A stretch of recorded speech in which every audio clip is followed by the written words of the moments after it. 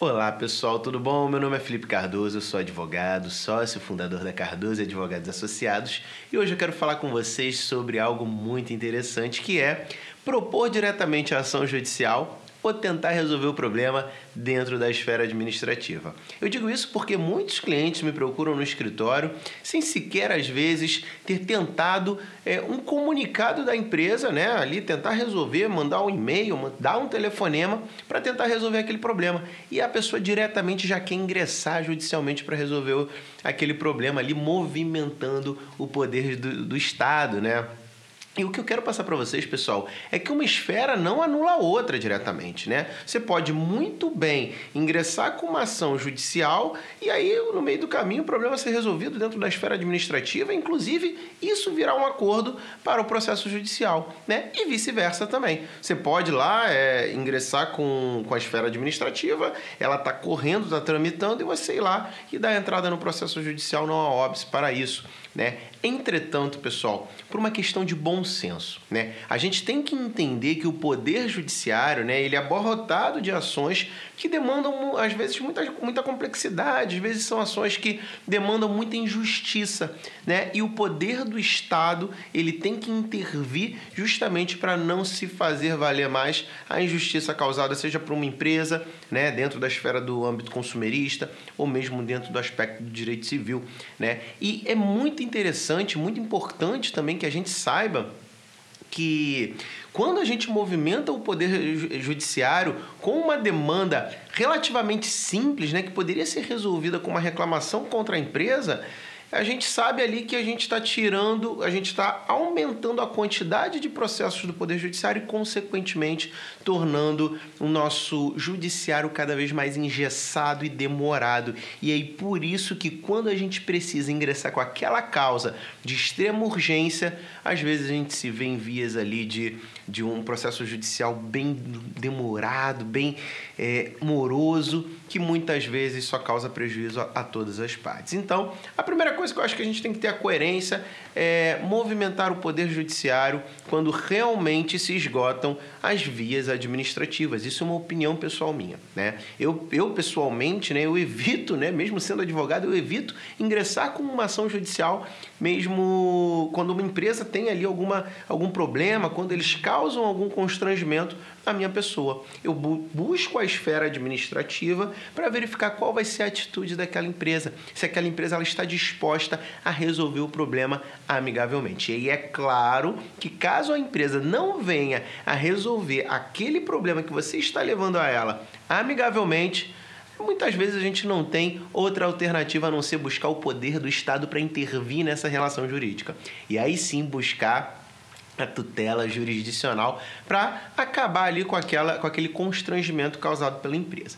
Uma coisa que eu gosto bastante, além de tentar resolver o problema na esfera administrativa, é porque às vezes é mais rápido, é desburocratizado, você não precisa às vezes comparecer no fórum, você não tem que aguardar meses para a resolução daquele problema. E um segundo ponto também que me agrada muito tentar antes resolver o problema administrativamente é porque eu crio ali protocolos e quando eu vou para o processo judicial, eu demonstro para o juiz da causa que aquela empresa ela realmente está causando falha na prestação do serviço dela, seja através da comunicação do serviço ou atendimento ao consumidor, seja na própria prestação de serviço direto.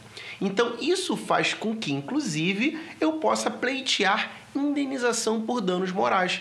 Porque, imagina, inclusive a gente tem uma tese muito utilizada que é o desvio produtivo do consumidor. Imagina, né, que você quer resolver o problema amigavelmente com a empresa. Você não quer sair ingressando com ação judicial por aí, né? Inclusive, não recomendo. Então, você decide ingressar com uma ação judicial contra a empresa, você decide reclamar contra a empresa, né, para fazer valer, resolver aquele seu problema.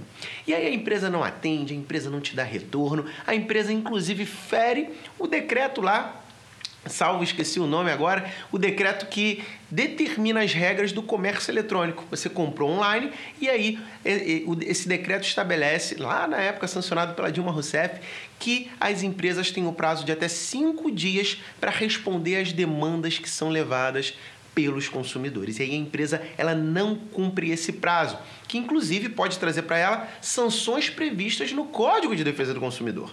Né? A empresa ela pode ser multada por isso. A empresa ela pode sofrer sanções pelo descumprimento daquilo que está estabelecido em lei. E aí, depois disso tudo, pessoal, eu vou lá, tentei, fiquei horas no telefone, perdi meu tempo produtivo, eu poderia estar trabalhando, poderia estar curtindo o momento de lazer, poderia estar usando esse tempo de forma produtiva, mas não. Utilizei esse tempo para tentar resolver o problema com a empresa. E quem nunca ligou para uma empresa para tentar resolver o problema e a ligação cai no meio do caminho? Então é isso do que eu estou falando. O desvio produtivo do consumidor trata mais ou menos disso aqui que eu estou explicando para vocês. E aí quando eu chego dentro do Poder Judiciário e eu pleitio, informo para o juiz que além de toda a falha na prestação de serviço, a empresa ainda se negou a me atender de forma correta, a empresa inclusive fez com que eu tivesse um grande constrangimento, passando por horas de tentativa de resolução do problema amigavelmente, aí sim, eu posso inclusive pleitear indenização por danos morais. A gente tem que pensar nisso, gente, porque muita gente acaba tendo o Poder Judiciário como primeira oportunidade justamente porque ela já pensa na indenização por danos morais, né? E convenhamos, não é bem assim que funciona. A gente recebe de vez em quando alguns questionamentos de situações constrangedoras que aconteceram, mas a pessoa já quer de cara entrar ali com o processo, já pensando, doutor, quanto que eu posso ganhar nessa causa? E, gente, não é assim que funciona, né? O dano moral ele é super subjetivo. Cada pessoa sofre um prejuízo e tem dentro da emoção dela um constrangimento diferente. Não necessariamente o prejuízo que eu sofro por ficar horas tentando falar com a empresa é o mesmo que você sofre e vice-versa.